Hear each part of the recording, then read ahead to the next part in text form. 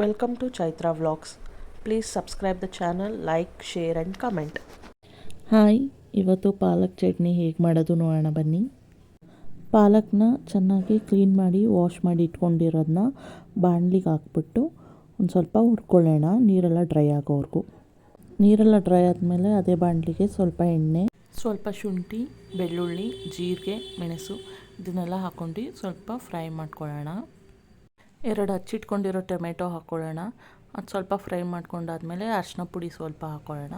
ಅರಿಶಿನ ಪುಡಿ ಫ್ರೈ ಮಾಡ್ಕೊಂಡ್ಮೇಲೆ ತುರ್ಬಿಟ್ಕೊಂಡಿರೋ ಕೊಬ್ಬರಿ ಹಾಕ್ಕೊಳ್ಳೋಣ. ಕೊಬ್ಬರಿ ಹಾಕ್ಕೊಂಡು ಸ್ವಲ್ಪ ಫ್ರೈ ಮಾಡ್ಕೊಳ್ಳೋಣ. ಆಮೇಲೆ ಪಾಲಕ್ ಸೊಪ್ಪು ಹಾಕ್ಕೊಳ್ಳೋಣ, ಬೇಯಿಸ್ಕೊಂಡಿರೋದು. ಅದಾದ್ಮೇಲೆ ಸ್ವಲ್ಪ ಕಡಲೆ ಹಾಕ್ಕೊಳ್ಳೋಣ. ಕಡಲೆ ಹಾಕ್ಕೊಂಡು ಸ್ವಲ್ಪ ಹುರ್ಕೊಳ್ಳೋಣ. ಹುರ್ಕೊಂಡಾದ್ಮೇಲೆ ಆರಕ್ಕೆ ಬಿಟ್ಟು ಒಂದು ಜಾರಿಗೆ ಹಾಕ್ಕೊಂಡು ನುಣ್ಣಗೆ ಪೇಸ್ಟ್ ಮಾಡ್ಕೊಳ್ಳೋಣ.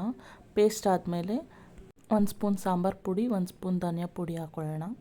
ಹಾಕ್ಕೊಂಡಾದ್ಮೇಲೆ ನೆಕ್ಸ್ಟು ಒಗ್ಗರಣೆಗೆ ಎಣ್ಣೆ, ಬೆಳ್ಳುಳ್ಳಿ, ಒಣಗಿದ ಮೆಣಸಿನ್ಕಾಯಿ, ಹಚ್ಚಿಟ್ಕೊಂಡಿರೋ ಈರುಳ್ಳಿ ಎಲ್ಲ ಹಾಕ್ಕೊಂಡು ಸ್ವಲ್ಪ ಫ್ರೈ ಮಾಡ್ಕೊಳ್ಳೋಣ.